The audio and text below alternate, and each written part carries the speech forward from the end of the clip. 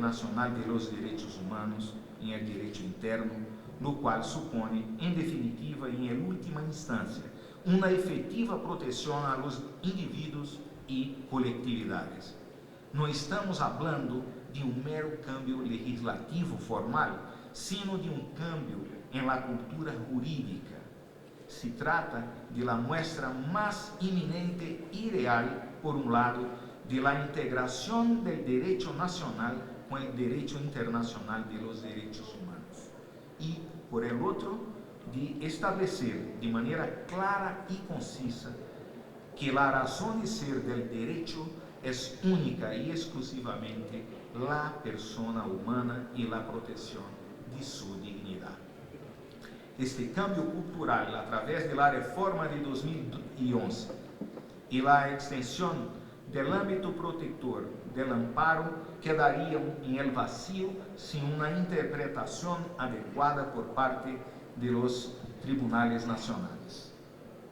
En ese sentido, se ha pronunciado esa Suprema Corte de la Nación, de Justicia de la Nación, al señalar que la jurisprudencia emitida por la Corte Interamericana de Derechos Humanos es vinculante para todos los órganos jurisdiccionales siempre que dicho precedente favorezca en mayor medida a las personas.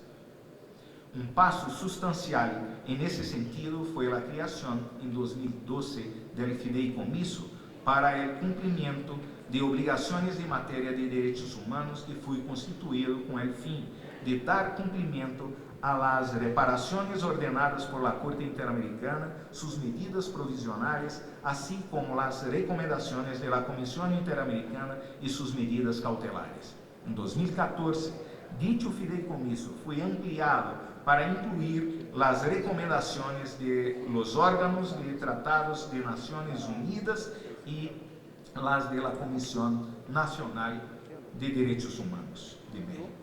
A través de esta reforma, al igual que la mayoría de los países de América, demuestra que por encima de dilemas y jerarquías, teorías o supuestos, el derecho internacional de los derechos humanos es el arco protector del individuo en sus relaciones con el poder público y con los poderes privados, sujetos a las mismas reglas de respeto y garantía.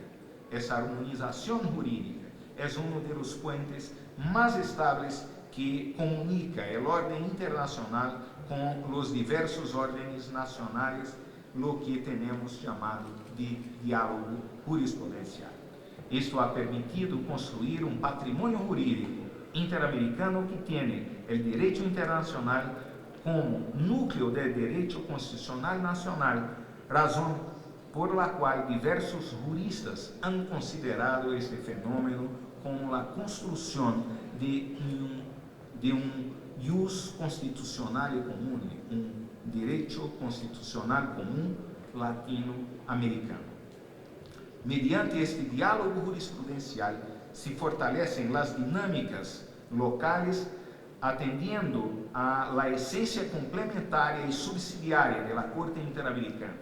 Por tanto, los estados, al aceptar soberana y voluntariamente la competencia contenciosa de la Corte Interamericana, han permitido generar un control dinámico y complementario de las obligaciones convencionales de respetar y garantizar los derechos humanos, conjuntamente entre las autoridades internas y las instancias internacionales, de modo que los criterios de decisión puedan ser conformados y adecuados entre sí. Se demuestra nuevamente que el protagonismo principal de protección de los derechos y libertades contenidos en la Convención Americana sobre Derechos Humanos y las decisiones adoptadas por la Corte Interamericana descansan principal y necesariamente en los operadores de justicia nacionales. En la sala de deliberaciones de esa Suprema Corte de Justicia, donde día a día esta alta magistratura imparte justicia, se lee: el respeto al derecho ajeno es la paz. Frase del célebre Benito Juárez. Esta contundente frase que demuestra la fuerte tradición humanista mexicana escenifica la puesta en marcha y la materialización de esta reforma. La Suprema Corte de Justicia, institución que hoy nos recibe con las puertas abiertas, es un gran artífice de este diálogo constructivo. Com este tribunal compartimos valores, princípios y mandatos en lo que respecta a la protección y promoción de los derechos fundamentales de los mexicanos y las mexicanas. Estamos convencidos que continuará desarrollando importante jurisprudencia en esa dirección que permita siempre una mayor y más efectiva protección, teniendo en cuenta a la Convención Americana y la interpretación que de esta haga la Corte Interamericana. De igual manera, la Corte ha tenido importantes puentes con otras instituciones estatales mexicanas, como por ejemplo con la Comisión Nacional de Derechos Humanos.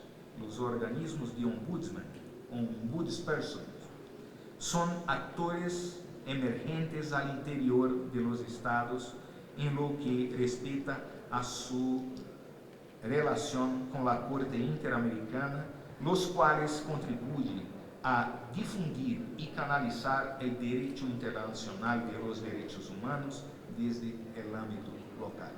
En ese sentido, en el marco de un convenio de colaboración recientemente suscrito con la Comisión Nacional, los jueces y funcionarios de la Corte Interamericana formarán parte de un ambicioso programa de capacitaciones a lo largo y ancho del territorio mexicano por los organismos públicos de derechos humanos, con el fin que sus funcionarios adquieran herramientas teóricas y prácticas sobre los estándares internacionales desarrollados por la Corte Interamericana. De la misma manera, aprovechando nuestra presencia en México, firmaremos convenios de colaboración con la Procuraduría General de la República y la Comisión Nacional para prevenir y erradicar la violencia contra las mujeres CONAVIM, de manera tal que podemos realizar actividades de capacitación y divulgación mutua del derecho internacional de los derechos humanos y particularmente en el caso de la CONAVIM vinculados al tema de derechos de las mujeres y género, tema esencial en nuestra América. La Corte Interamericana viene afrontando, es un paréntesis que gostaria de traer, uma situação, como se sabe, financeira muito complicada. Desde há vários anos, o tribunal não ha contado com suficientes recursos por parte de los estados, lo cual le ha hecho recurrir a una cooperación internacional fuera de la América. Cerca del 50% del presupuesto regular proviene de esa fuente. Quiero destacar, por tanto, el hecho que México, a través de este periodo de sesiones, así como por sus contribuciones directas al tribunal, haya venido apoyándolo financieramente para poder, de hecho, funcionar, trabajar. Pese a estos magníficos pasos tomados, mayores esfuerzos son requeridos para que todos los estados, bajo la competencia de la Corte Interamericana, la doten de suficientes y mayores recursos para que tengamos una Corte fortalecida, independiente y realmente imparcial. Si bien que han tomado pasos significativos,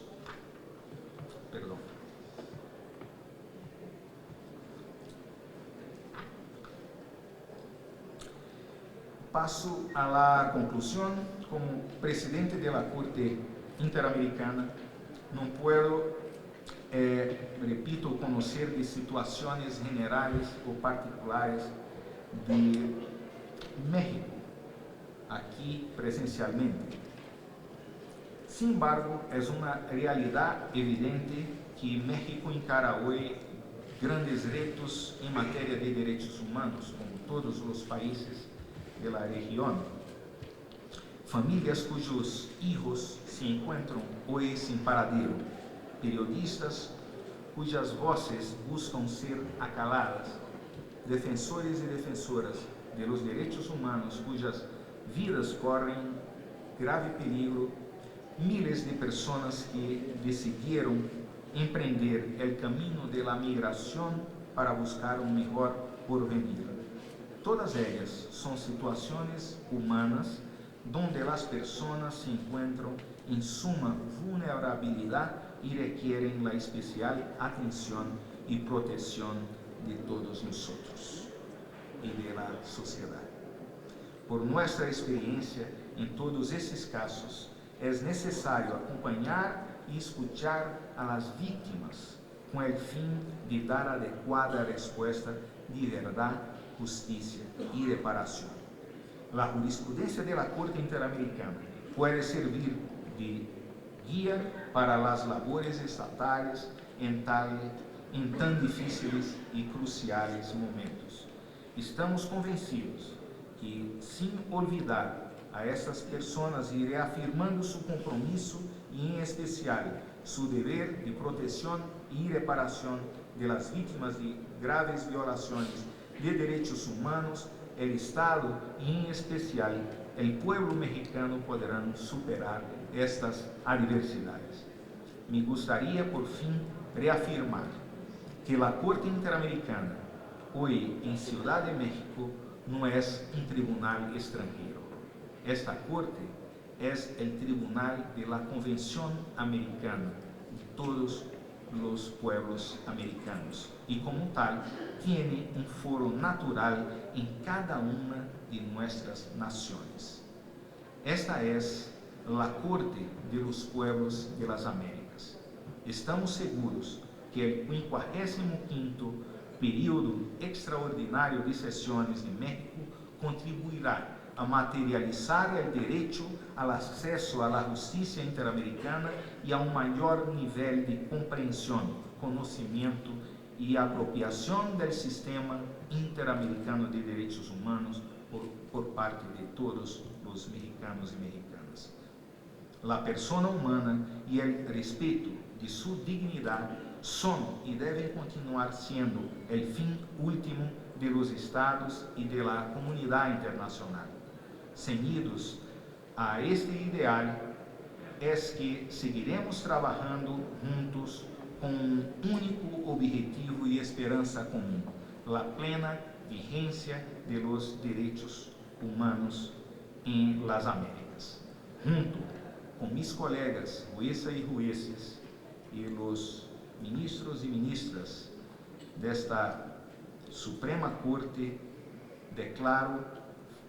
declaramos formalmente instalado el 55º período de sesiones de la Corte Interamericana de Derechos Humanos. Muchísimas gracias.